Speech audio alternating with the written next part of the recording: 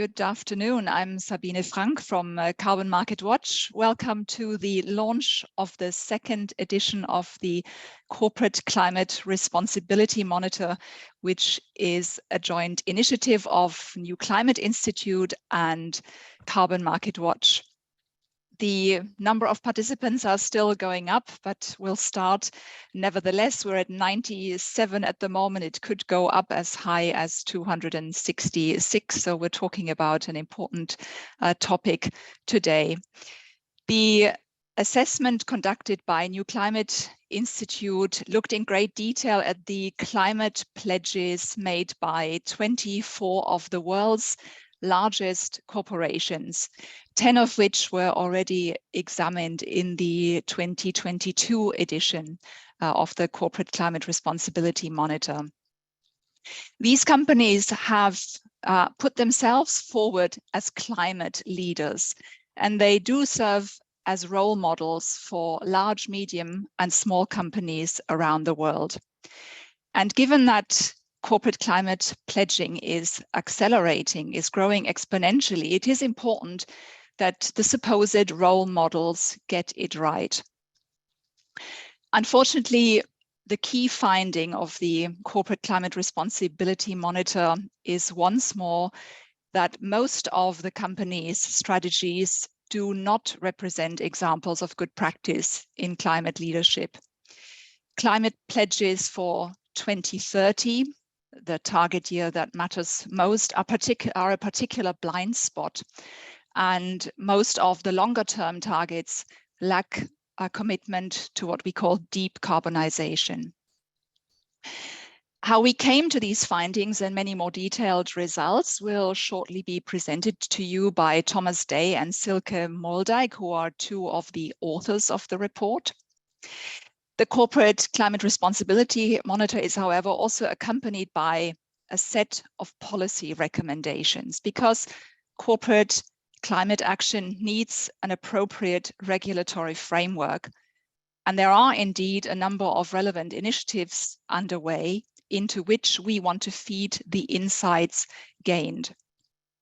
The policy recommendations will be presented to you by Lindsay Otis from Carbon Market Watch, as well as Johnny White and Dimitri Vergne from our partner organizations, Client Earth and BEOC, the European Consumer Organization, respectively.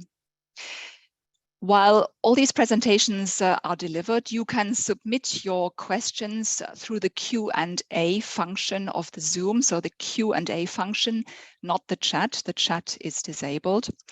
Please make your questions clear and short so that we can take up many of them. Some questions will be answered directly in the Q&A. Some will be answered live by the panelists at the end. We already held a press briefing on the Corporate Climate Monitor last Thursday. Nevertheless, a few media representatives are also participating today, but the largest audience today are companies and private sector associations, some representatives too of the companies that were analyzed in the monitor.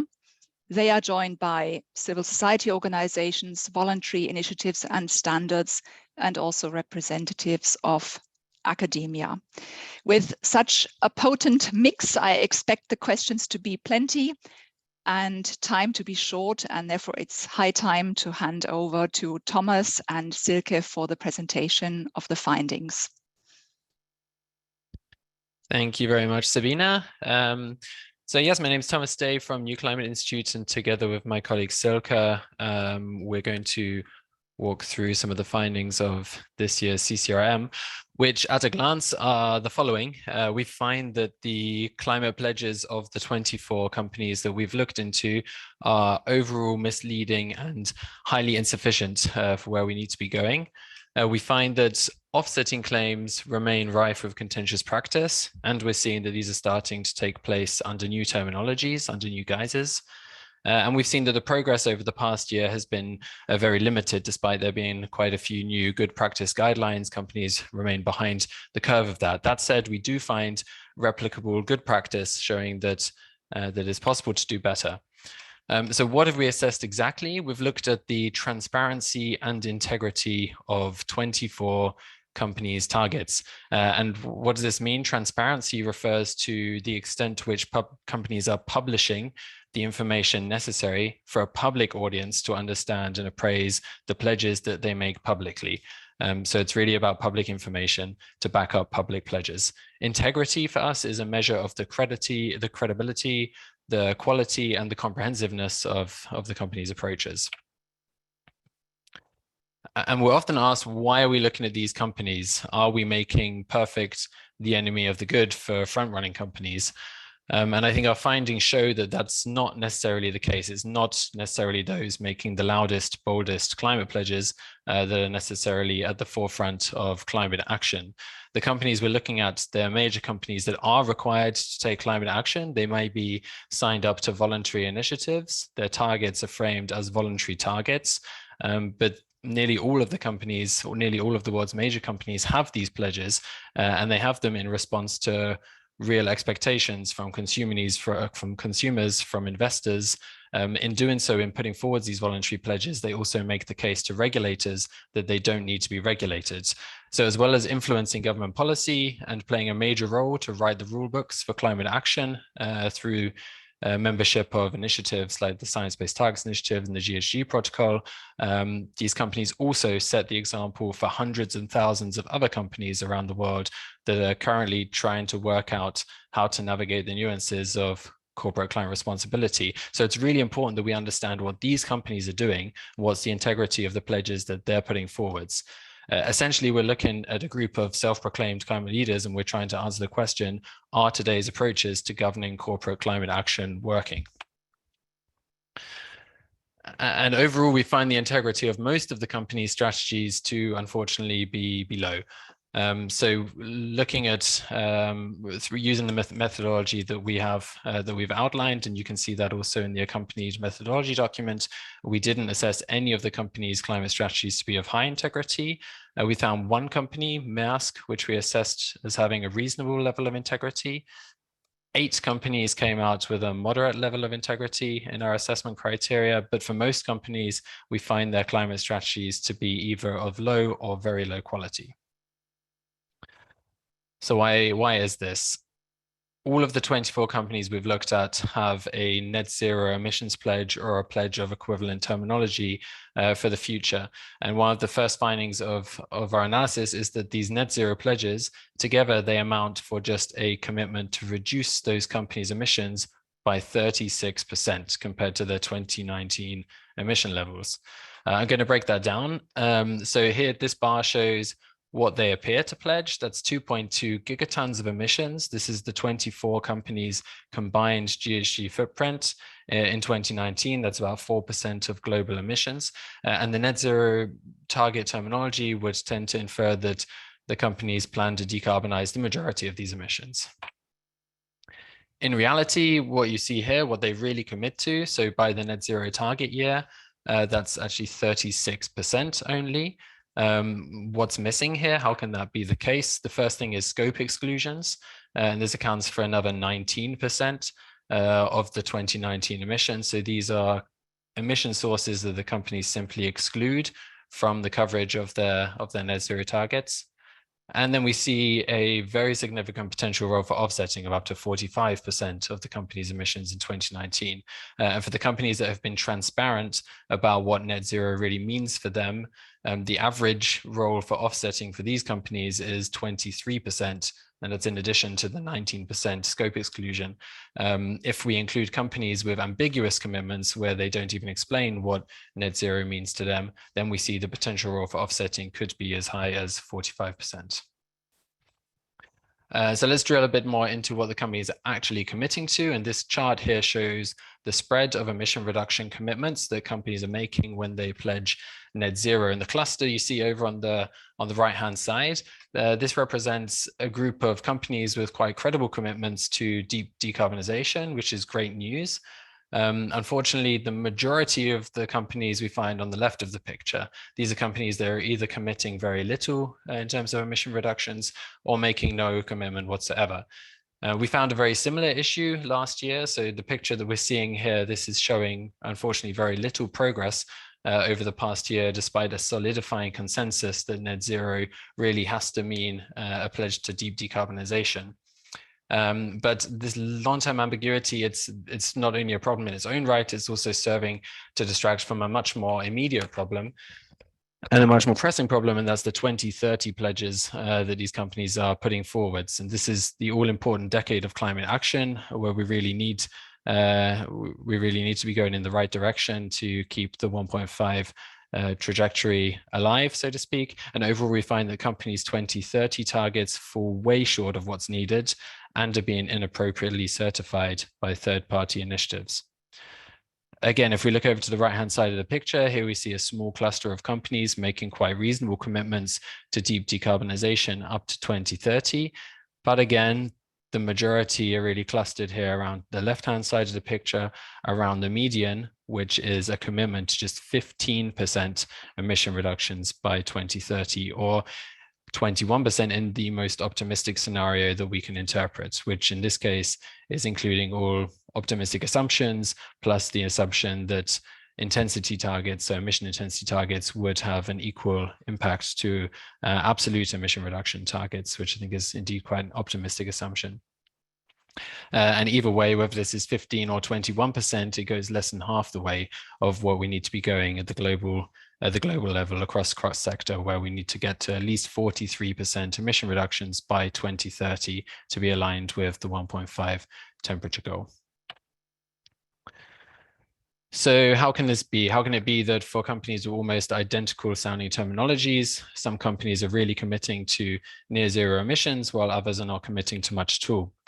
The first thing, as I mentioned before, is the ambiguity that we see inherent in the terminology net zero. 12 companies commit to no emission reduction target alongside their net zero target.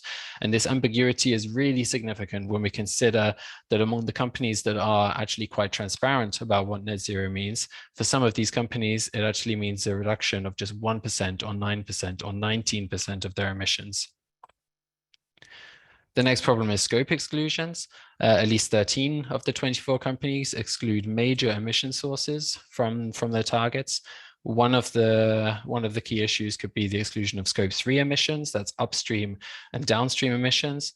For example, Samsung Electronics is excluding over 80% of their greenhouse gas footprint from their targets by excluding all scope 3 emissions.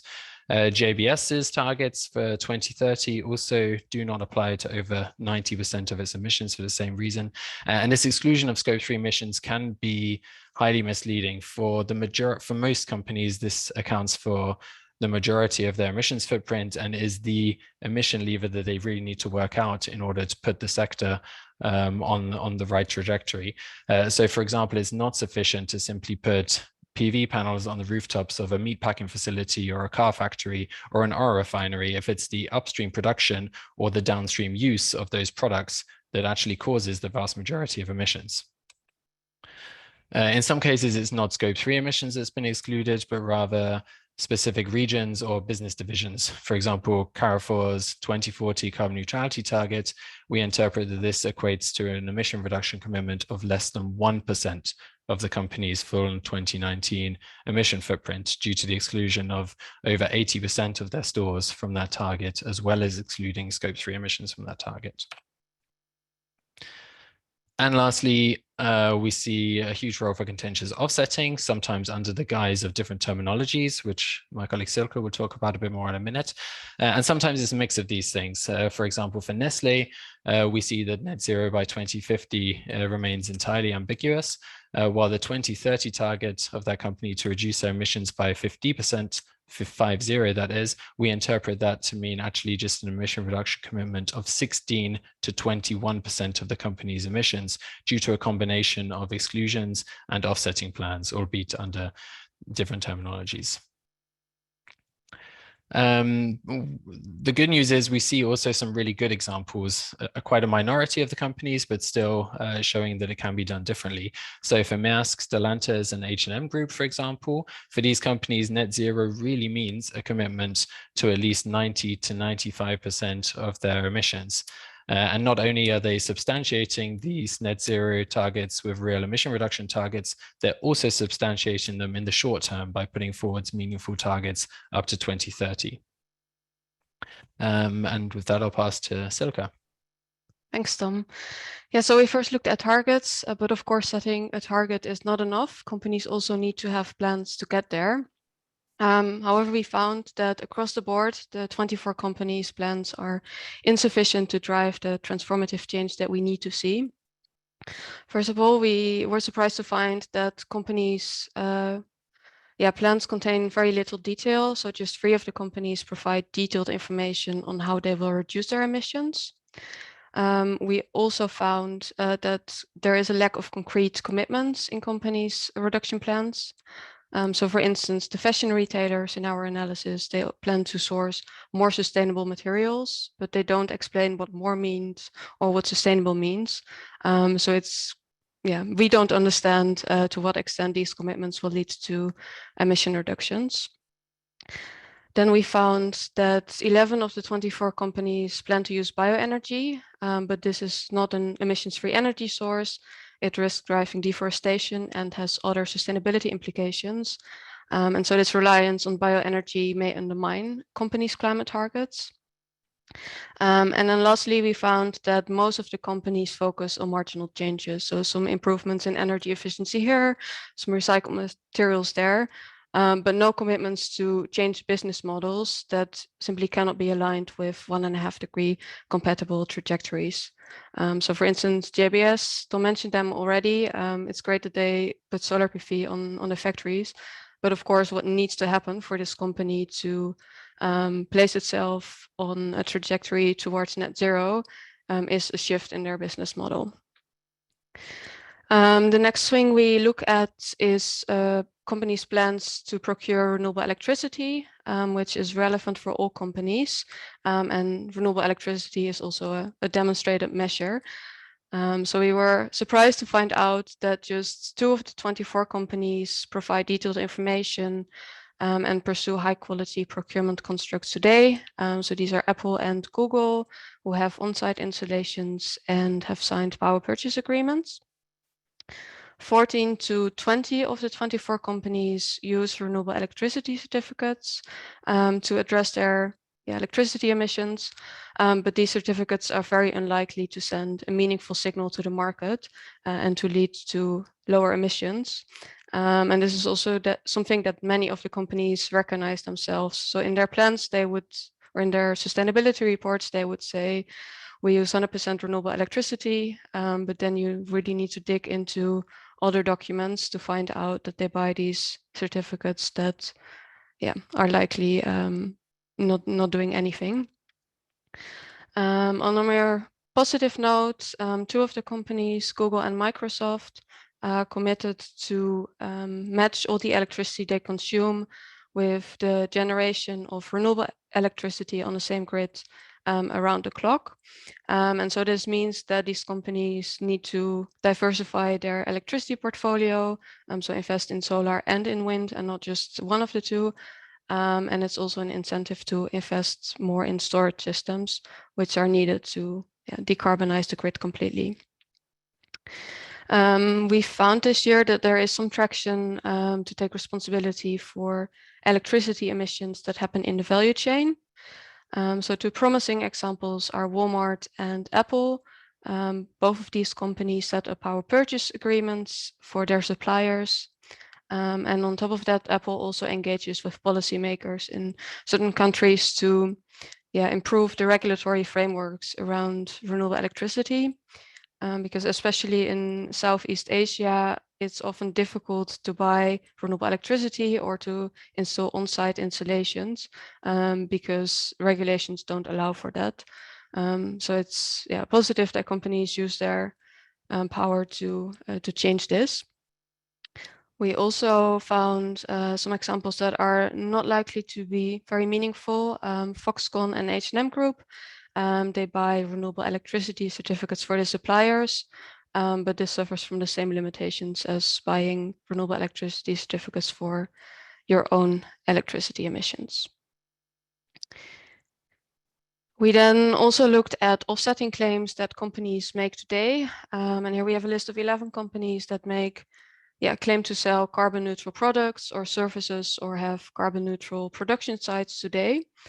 But on average, these claims cover just 3% of these companies' emission footprints. And this is often not clear to consumers. And also the carbon credits that companies buy to make these claims are unlikely to be additional. They often come from forestry projects that are not permanent. So we find these claims to be not credible. When looking at the future, if you remember the waterfall chart that Tom showed earlier, companies may offset up to 45% of their emissions to claim net zero. And they often plan to use forestry and other land use projects to make these claims. And to put this into perspective, if everyone else would follow the example of these 24 companies, we would need 2 to 4 times planet Earth. So this is not a realistic approach. Another issue with using land use removals to claim net zero is that carbon stored in soils or in forests is unlikely to stay there for centuries or millennia.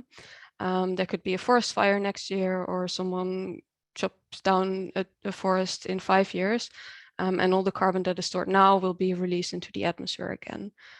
So yeah, these projects are not suitable to claim a neutralization of emissions.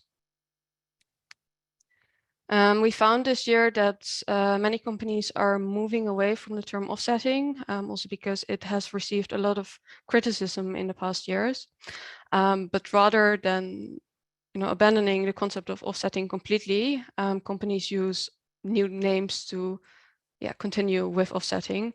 So for instance, they call it removals or neutralization or insetting. Insetting doesn't have a universal definition, but it's often referred to as offsetting within the value chain.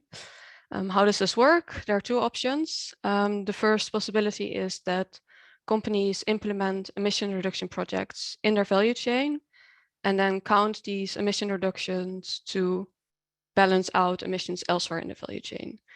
So either the emission reductions are counted twice, or some emission sources are not part of their climate targets, and both options are problematic. Companies, and this especially happens for companies with links to the land use sector, may also use biological carbon dioxide removals to claim that emissions elsewhere in the value chain are offset.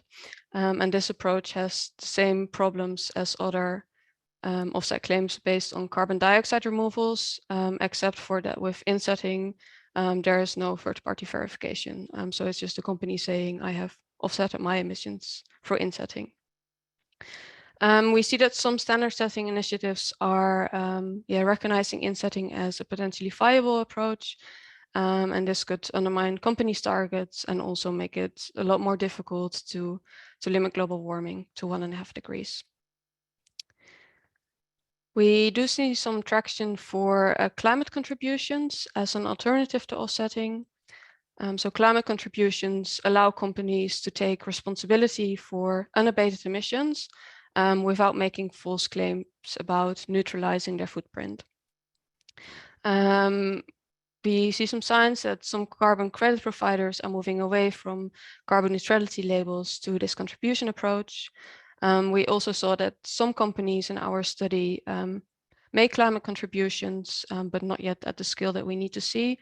And so most of them have remained behind the curve of these developments.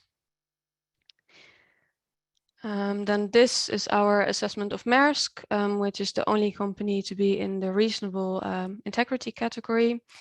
And what Maersk does really well is they disclose their emissions. They set ambitious targets for 2030 and especially for 2040 when they want to reach net zero. And they also have reasonable plans to get there. And this slide shows that even though it's not an easy task for companies to transition to net zero, but it's also not an impossible one. And I think this assessment shows that there is a lot possible. And then I would end with just quickly repeating key messages. So these net zero pledges of the 24 companies that we looked at amount to a commitment to reduce their emissions by just 36%. The companies also don't have adequate targets for 2030. They pledge to reduce their emissions by 15 to, in the most optimistic scenario, 21%. But global emissions need to be halved by 2030. And then finally, the credibility of the offsetting claims of these companies is poor, and offsetting is moving behind the guise of alternative terminologies. And with that, I'll hand over to Sabine again. Thank you. Thank you very much, Thomas and Silke, for giving us the overview of the findings and then delving into some of the important details. We now move on to the presentation of the policy recommendations, which we draw out of the research done. And this will be kicked off by Lindsay Otis from Carbon Market Watch. Over to you, Lindsay. Thank you, Sabina. Thank you, everyone. So I will be speaking very briefly on the policy implications based on the findings that were just presented to you by Tom and Silke, and maybe provide a little context on the type of claims we're seeing and also on the EU policymaking process. So first and foremost, I just wanted to note how much time and effort it took a large team of highly skilled climate professionals to simply understand what these companies mean when they make these types of net zero or carbon neutrality claims. And if it takes many months for these experts to fully understand the details behind these types of targets and claims, then how can we really expect consumers to understand them? And this is an important point because many of these advertisements and communications are directed at consumers. So there are a few recent consumer surveys that have attempted to uncover to what extent do consumers understand these communications, whether it's net zero targets, carbon neutrality, or climate neutrality, et cetera. So as you can see, there's a few from Germany and the Netherlands and the United Kingdom. And if you could go to the next slide, this one is one from Germany. And the consumers were presented with a relatively straightforward question: what is a climate neutral product? And as you can see, they don't know what that is. So the majority of respondents said this is, I guess, a product that has climate and or environmental protection taken into account, or is climate friendly, or produced in a climate friendly way. And finally, a smaller amount said that the CO2 emissions are compensated. Next slide, thank you. So this type of confusion is a problem, and it is an impediment to transitioning to a green society, because this confusion around this climate-related advertising terminology could directly impact the speed with which we are able to transition to a more green society. And if consumers are really not aware of the real meaning behind these claims, or are falsely led to believe that they are purchasing a more climate-friendly product, then nothing will change, and it will just be business as usual. And this misunderstanding around this contributes to one of the reasons why there's such a lack of awareness and understanding about why we need to make changes, why we need to adopt these behavioral changes, why we need to strengthen regulations, and why we need to make potentially costly investments. Because why would we make these changes if the status quo is working? Why switch, for example, to a reusable water bottle when your single-use plastic water bottle is claiming to be carbon neutral? So as you can see, these types of claims are highly problematic and highly misleading. And the courts are starting to recognize this. Next slide, thank you. There have been some recent court cases in various EU member states, such as in Germany, in Sweden, and in the Netherlands. And I'm not going to get very much into these, but all have basically concluded that these neutrality claims are misleading. And these are favorable decisions, and they can set important precedents for us. But the majority of these legal actions are brought by civil society organizations, and the burden really should not fall on civil society to enforce consumer protection rules. So the public regulators should be more proactive and more stringent in enforcing these kinds of regulation. And part of this would involve having more precise or more clear regulations. And that is why there's an ongoing legislative process at the EU level to update existing consumer protection legislation. So as you can see, there are two proposals. One is the Empowering Consumers for the Green Transition, and the other one is Green Claims, which has not come out yet, but is expected at the end of March. And this is basically the Commission's attempt to tackle greenwashing, which they do recognize is a real problem. And the proposal includes measures on how to better guide companies on green claims, while also attempting to strengthen the rules around maybe more problematic claims or even ban certain claims, potentially like neutrality claims. And green claims is meant as merely an extension of the Empowering Consumers proposal, which is basically meant to set forth permissible methodologies to substantiate voluntary green claims. So this is really interesting, and these developments, it would be really interesting to follow these in the coming months. So what we're, next slide, thank you. What we're really asking for in the context of our EU advocacy is first and foremost, a ban on these misleading climate-related neutrality claims. They are confusing, they are an obstacle to behavioral change, and they are based on flawed science, and they should just not be allowed. The next one, recommendation, is a better enforcement of existing and future rules by public agencies. Now, this would mean giving these agencies better tools and resources to essentially do their jobs better. The next recommendation is clear guidelines for companies to adopt the right level of ambition and clear communication.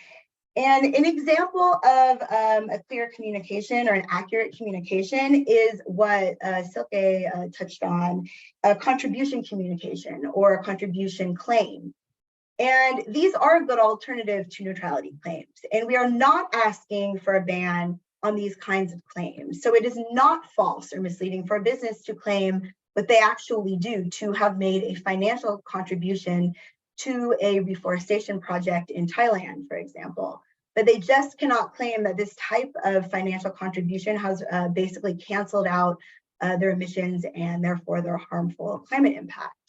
So we don't want to kill the voluntary carbon market. We don't want to stop the revenue stream potential to these types of projects, these mitigation projects. We just want the end communication to be accurate and clear.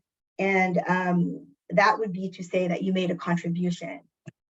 So with that, these are just a summary of our recommendations. And I am going to give it back to Sabina. Thank you. Thank you very much, Lindsay, for setting out the political stakes in this debate and the recommendations based on the findings we heard earlier. The section on recommendations will continue with the view of Johnny White from Client Earth. Johnny, what's your take on the results? What needs to happen on the back of them? Thank you. So I'm going to focus my remarks today on the legal and standards development around net zero pledge communication, transition plan communication, and that's we have lost Johnny there. In sort of that we see. Johnny, we lost you for a moment. You might need to repeat your last sentence. So I'm going to focus on the net zero communication, so communication of net zero pledges and transition plans, and that's in complement to what Lindsay was talking about at the product level claims of carbon neutral. So it's more about the long-term plans and the pledges that companies put out and communicate on. And I'm going to give a kind of summary of legal developments in that space, and attempt to draw out some themes that I think we see in this space generally. So the big picture is that we're seeing a rise in legal scrutiny and a rise in legal action on the communication relating to net zero pledges and transition plans.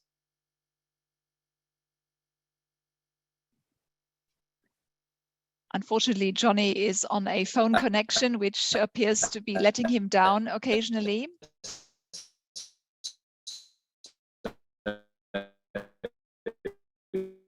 Johnny, we cannot hear you. We see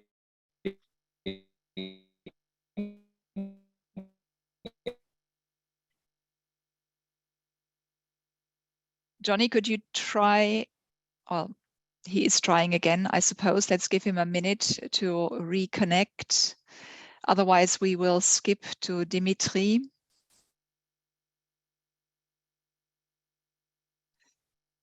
Yes, that appears to be problematical. So, Dimitri, would you be ready to give us your presentation first? Yeah, of course, Sabine. I'll try to fill up the space. Thank you.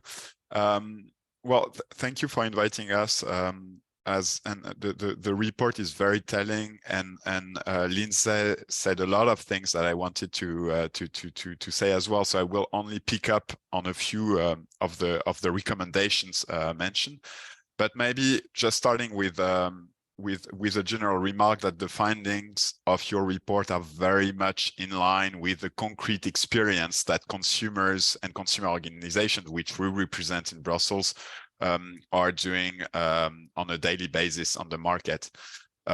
People buying goods and services are increasingly confronted with advertising or claims saying that their products are carbon neutral, climate neutral, carbon positive.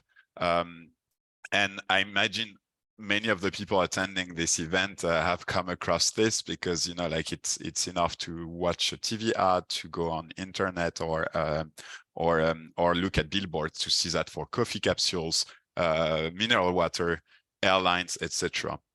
And I'm also happy that Lindsay, you picked the survey done in Germany, in North Rhine-Westphalia, because it was done by our member organization in Germany, Verbraucherzentrale Bundesverband, the North Rhine-Westphalian antenna, and it shows indeed that people have absolutely no idea what these claims concretely represent. And fully agree with the fact that we shouldn't expect people to decipher the substance behind these claims when it takes months to expert to analyze them and look into them. And maybe looking especially at the carbon offsetting and climate neutrality aspects, which is one of probably the most important. The report also very eloquently describes the shortcomings, which are quite well known and which are increasingly reported in the press, that they often do not cover most of the emissions of a company, that there are poor quality credits with, for instance, no additionality in terms of carbon reduction or carbon removal, or no permanence.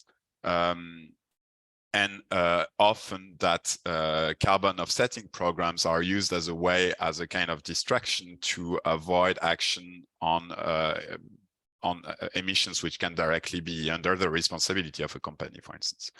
So our policy recommendations to tackle this issue were very much in line with yours. We're also happy that the European Commission is really looking at this very closely with two main proposals at the moment. So this consumer law proposal, which is called Empowering Consumers in the Green Transition, it's currently under negotiation between the European Parliament and member states, and the one which will come next month, which is called the Green Claims Directive. It might also be a regulation, which actually would be better. But for the consumer law aspect, first, we want to, in general, to ban generic claims, which we feel can never be substantiated. So we think it should not be indirect advertising to people, to consumers. Companies should not be allowed to say that their product is carbon neutral or, you know, environmentally friendly, or climate positive, because it's simply, even with the best offsetting program at hand out there, it's not true from a scientific basis. So we are trying to convince policymakers to simply ban those claims, in line with what you're asking at Carbon Market Watch. Then what the report describes is also this long-term trajectories, right, in the climate strategies of large companies. This is something also that we're trying, and the fact that this long-term trajectory sometimes, and this long-term climate strategies, they often miss some concrete action. You don't know exactly where the company is acting. So we are trying to address this partly through EU legislation by asking for much stricter conditions to be set in terms of future environmental performance, with concrete milestones and targets, with full disclosure of the progress report, independent verification, so that this future-based environmental advertising is much more controlled. Then, of course, on carbon offsets, we don't want our carbon insetting. We don't want to fully eliminate them. We're saying much stricter conditions need to be set, and that's, if I had to summarize it in one way, I would say carbon offsets related claims can be used as really the last mile of the climate journey of a company. So meaning the company should have done everything in their power to reduce their emissions, Scope 1, Scope 2, Scope 3, before starting to use carbon offsetting programs. Another point which is important and which has also been highlighted in the report is that there shouldn't be any space for cherry picking, meaning company deciding to communicate on an aspect of their climate activity, which is maybe marginal compared to their overall environmental impact or climate impact. And that can also be done in the field of advertising, by asking stricter conditions on climate-related claims. And finally, maybe last thing, and a bit more broadly, I think the whole report is a sign that commitment and pledges are fine, but that there is nothing which deliver as much as binding regulation. And when you look, for instance, at car companies, the main driver of decarbonization of the sector is car CO2 targets, which have just been revised at EU level, setting a phase-out date for internal combustion engines, for instance. And so that would be the last points in terms of climate. Direct legislation, sector-specific legislation is probably the best way to go. And I'll stop there, Sabina.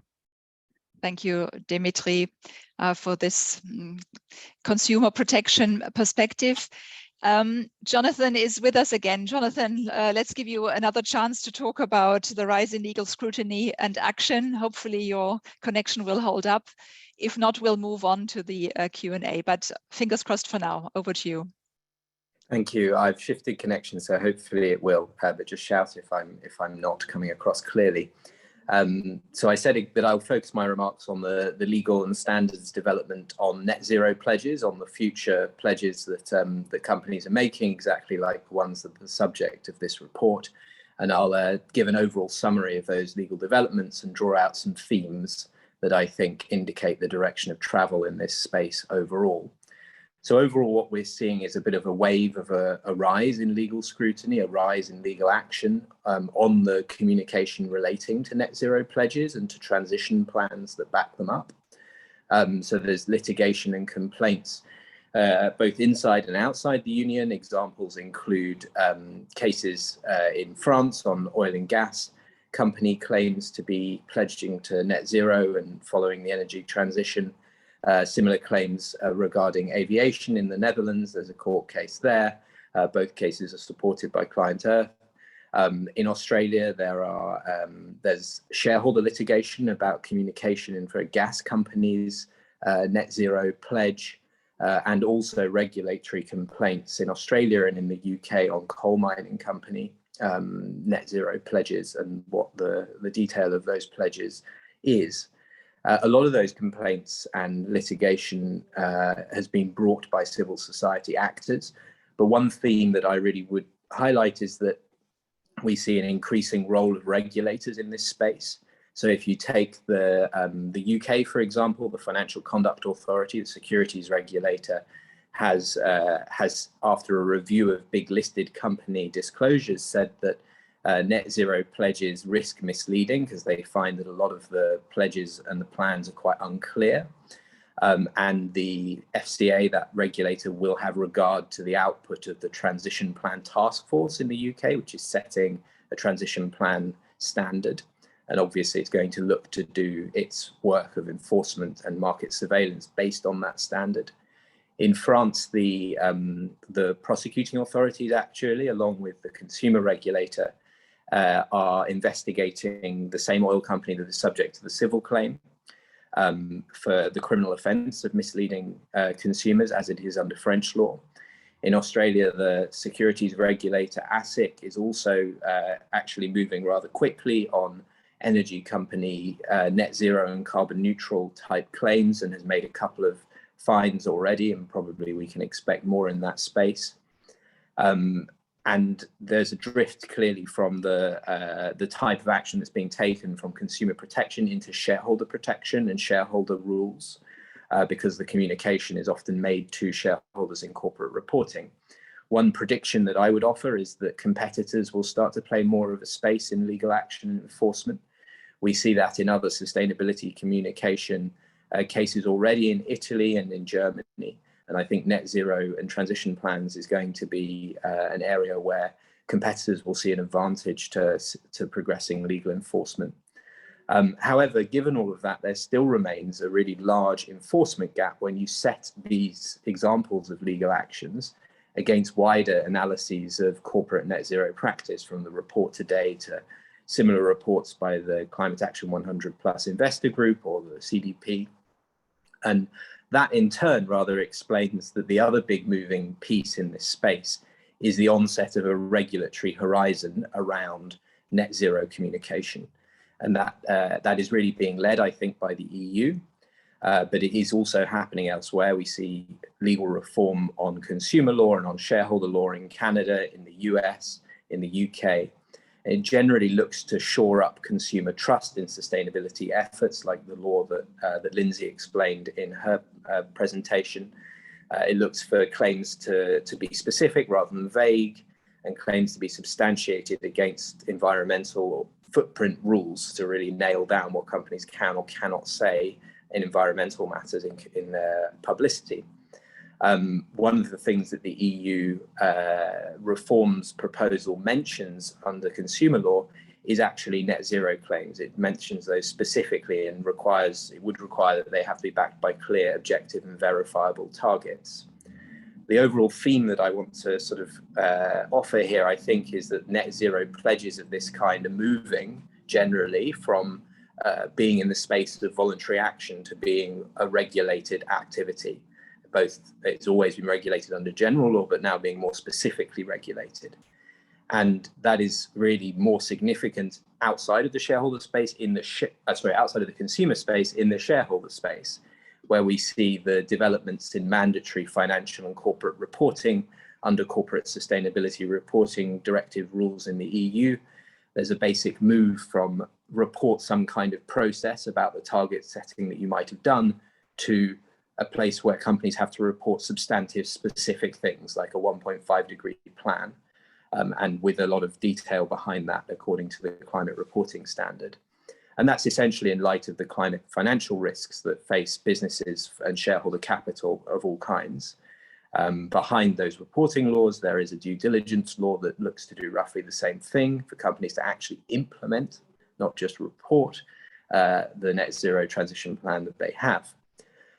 Lying behind all of this at the international level, and I think probably the best indicator of the direction of travel, is an increasing pressure on states to actually regulate transition plan disclosure and implementation.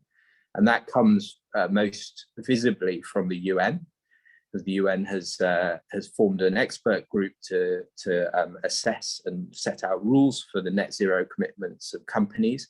And the next stage for that group is for a UN task force on net zero regulation, modeled basically on the TCFD model of climate financial reporting.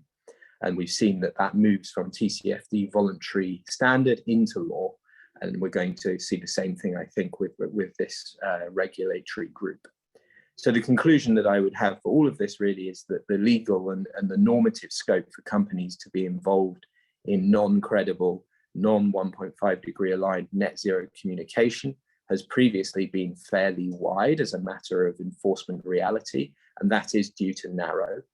And I think this increasingly is driven by perceptions of climate impacts and concerns around them, such as the big heat waves over the summer in Europe this year.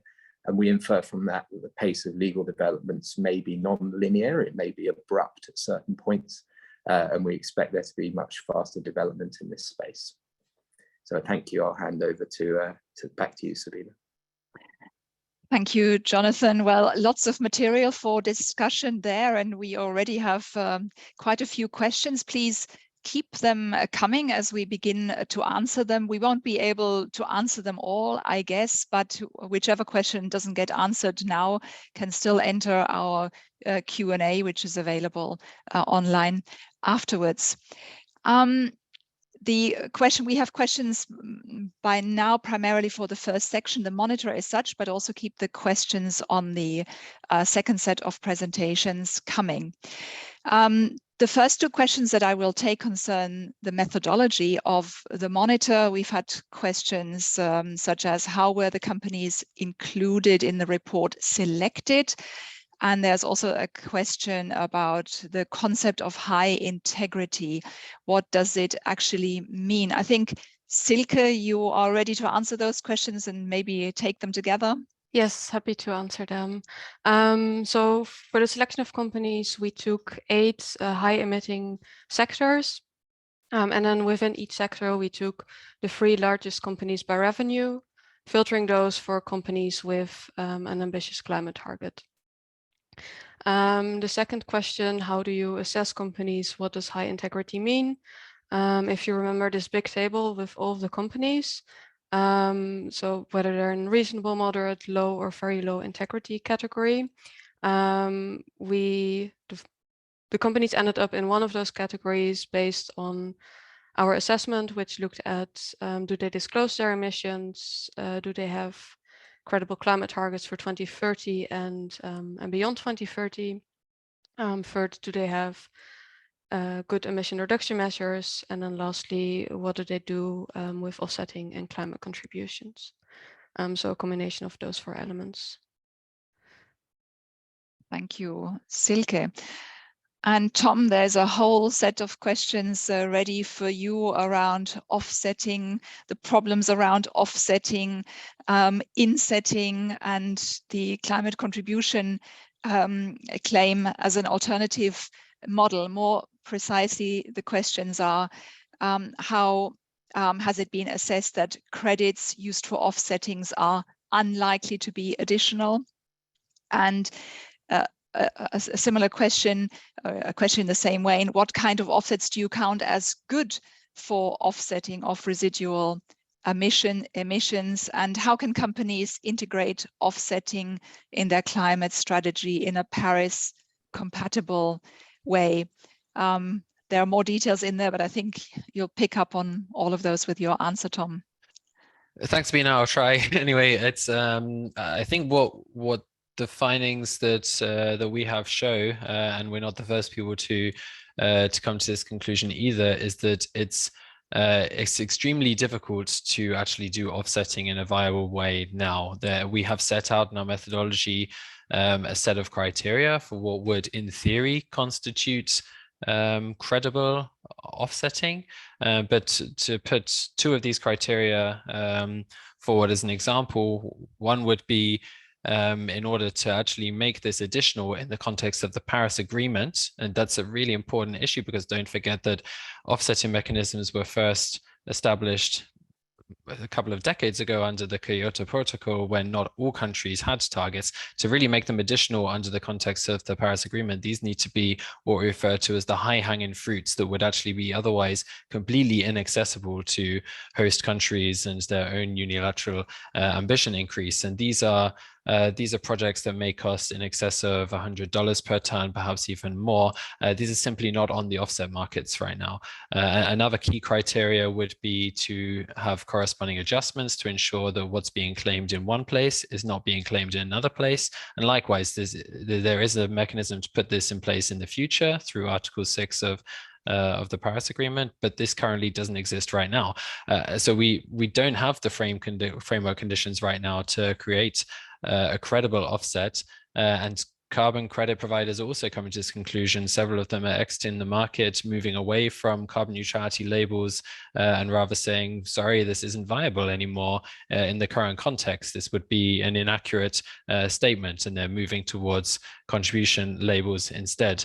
So the question, I think the last question is what would we recommend that companies do in terms of offsetting? And I think we would recommend that they don't do that, that rather companies focus, instead of trying to work out how can I get the best credibility for my carbon neutrality claim, stop trying to improve the credibility of offsets and focus instead on emission reductions. And if so, instead of having a net zero target, put forward a 90% or a 95% emission reduction target and accompany that with climate contributions to go the rest of the way. We don't need on the company level to be doing an accounting game of claiming to be carbon neutral or net zero. Thank you, Thomas. Silke, do you want to come in as well on the alternative to offsetting, the alternative of handling residual emissions? What is a good climate contribution claim, and how should it be communicated? It's optional. Maybe you consider Thomas has already covered it. Maybe I'll quickly answer. Yeah, so there are many ways in which companies can make a contribution. They can support carbon dioxide removals. They can support mature technologies that need financial support to in the future deliver reductions at scale. And some companies already do this, and they present these projects in their sustainability reports, saying these are the projects we support, this is why they are important. So I think there are also ways that companies can share their insights with the outside world.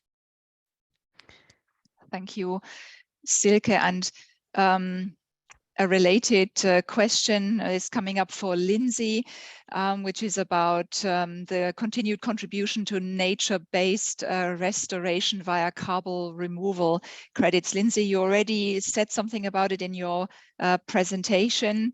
It's not that we want to stop financial flows to such good causes altogether, but what's the critical thing? Yeah, of course. The critical thing is that it's the manner of the communication at the end. We don't want to stop the revenue towards these projects. We just want them to tell the truth and say they made a contribution. And this also allows companies to set themselves apart from the pack, because it seems everybody is, claiming to be carbon neutral now, or everybody is saying net zero. And if you make these types of claims, it sets these companies apart, and I think it could be beneficial. And that said, by making a contribution claim, they're also decreasing their potential, reputational legal liability and associated costs, because they are not making misleading claims and unlawful claims. So, yeah. Thank you. That's a clear enough answer. Thanks very much. We also have a very sector-specific question, which will be answered by, I thought it was going to be somebody who's behind the scenes, but it's somebody who's on the scene. Silke, it's another question to you about the maritime sector and the profile of Maersk. The question here is, the maritime sector doesn't have any capacity to deep decarbonize in the short and medium term. How do we regard this? How does this come into the assessment of the strategies of maritime companies? Yeah, it's true that the shipping sector is relatively difficult to transition. And various studies also show that most of the emission reductions will take place in the 2030s, because first renewable energy capacity need to be scaled up, ships need to be refurbished, so that takes some time.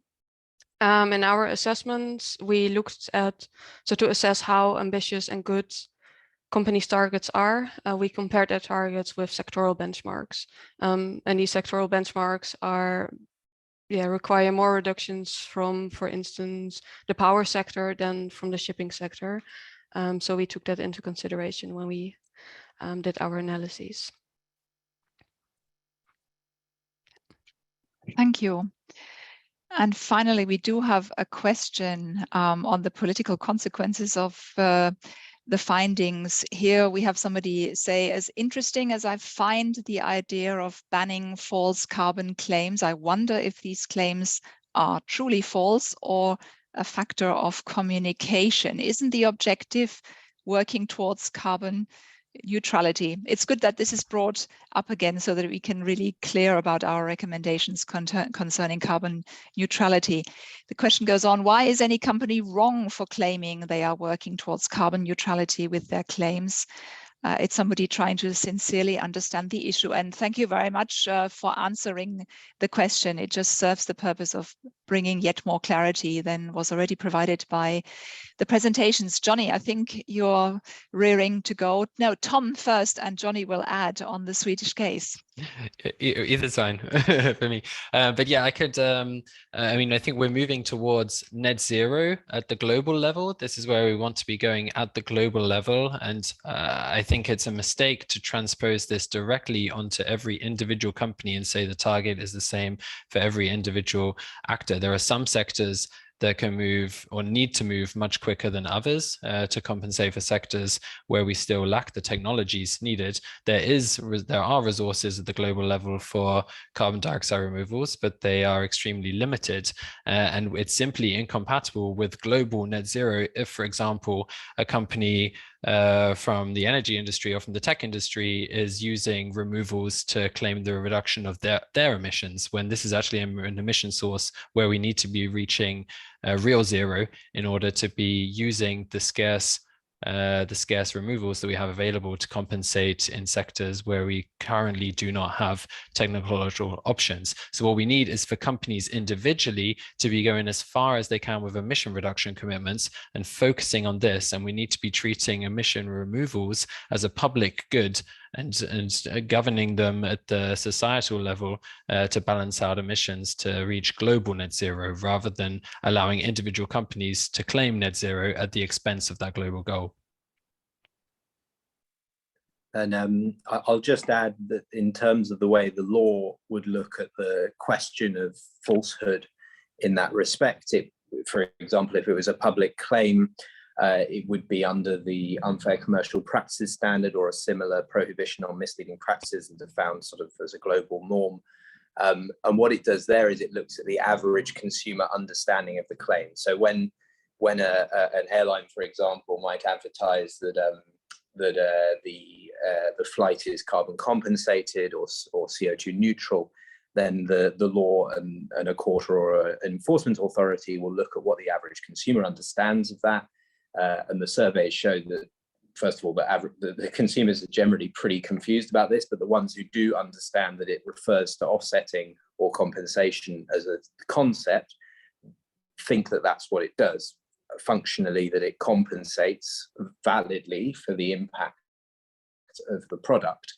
The Swedish Market Court actually published a court decision a couple of weeks ago following an investigation by the Swedish Consumer Authority that followed this exact line of reasoning, and it was against Arla, the milk company.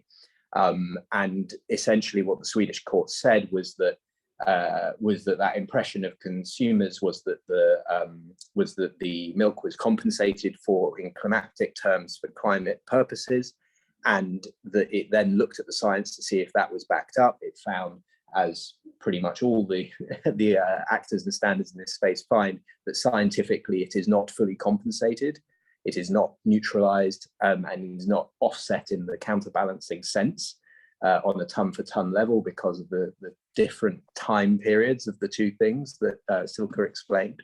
in her presentation, and it therefore found that the marketing was unlawful. So that is how falsehood would be treated, and I think the Swedish court adds to similar decisions by advertising regulators in the Netherlands and elsewhere on these sorts of claims.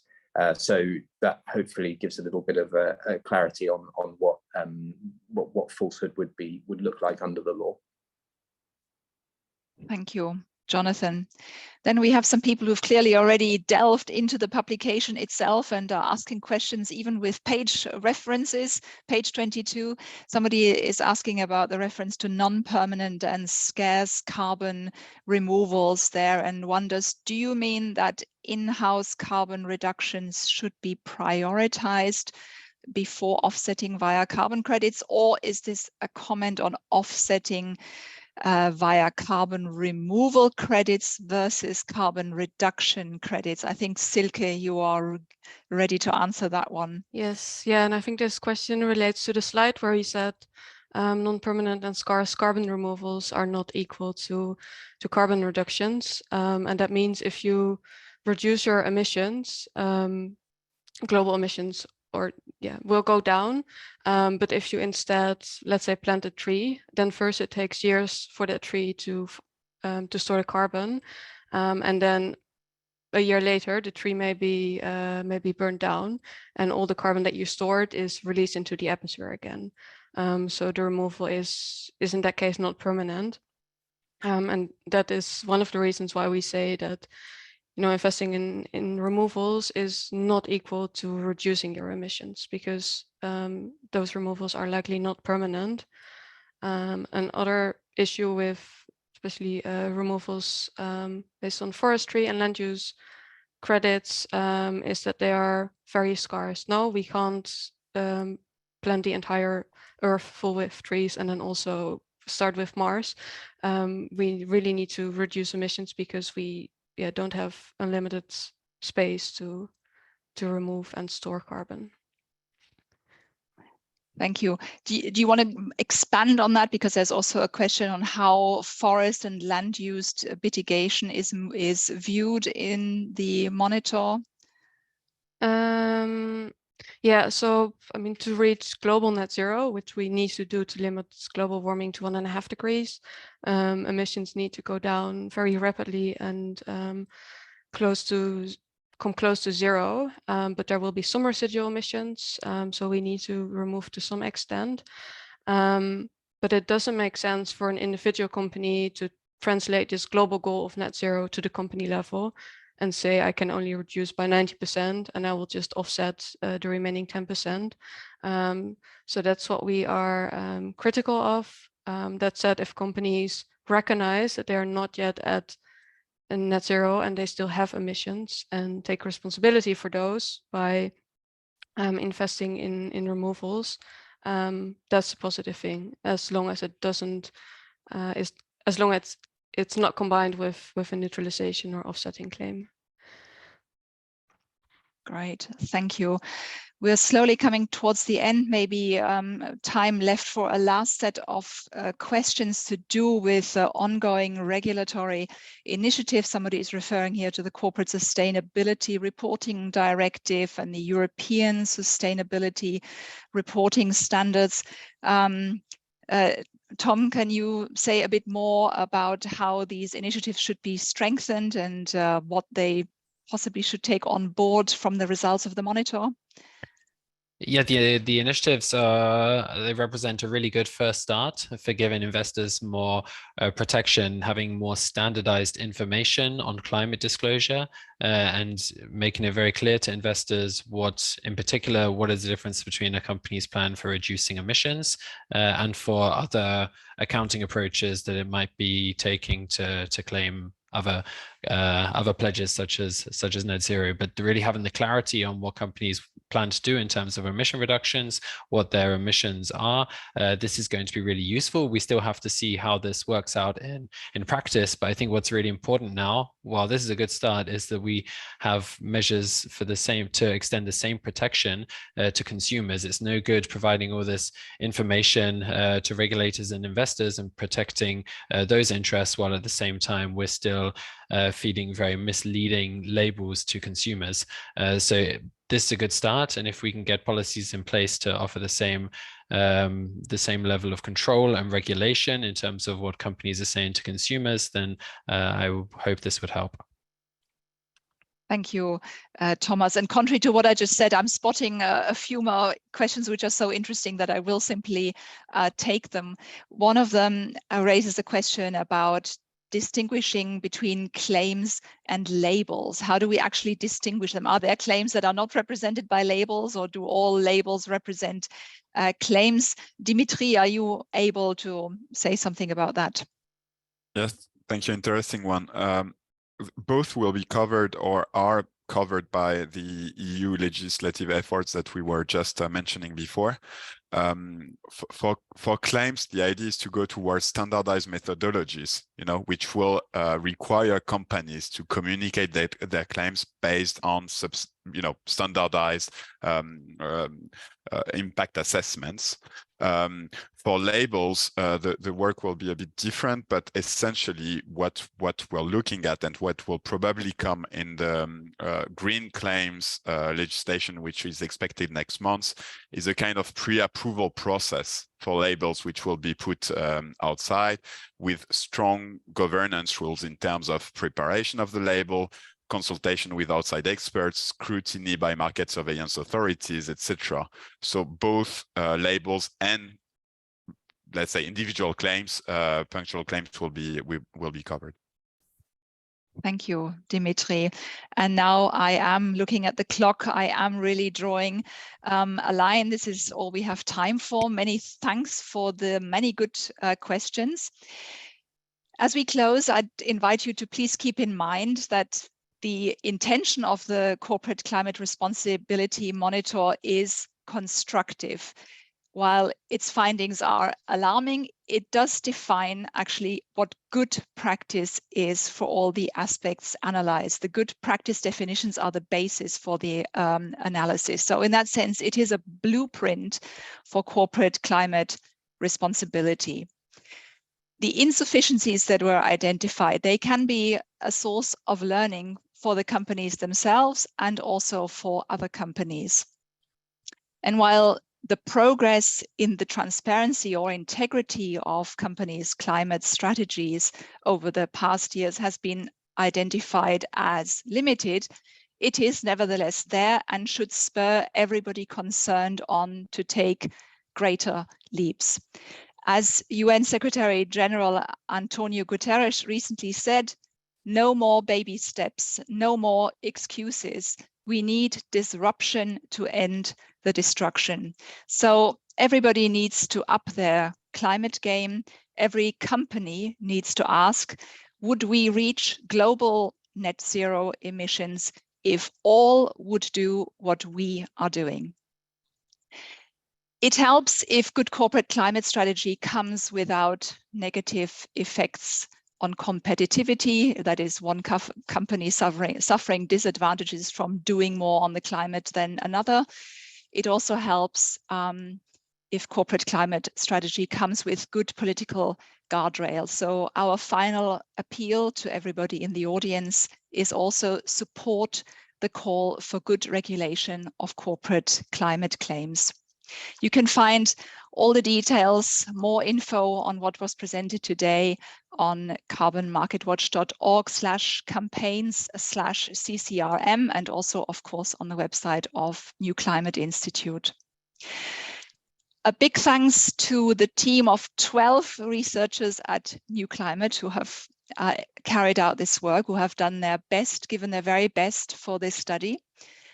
A big thank you also to the policy analysts at Carbon Market Watch, Client Earth, and BEOC, who are sure that the link is being made between the findings and advocacy in the European Union in particular. Thanks also to all who have supported the event, and of course to all you participants who have shown an interest in the topic. Goodbye.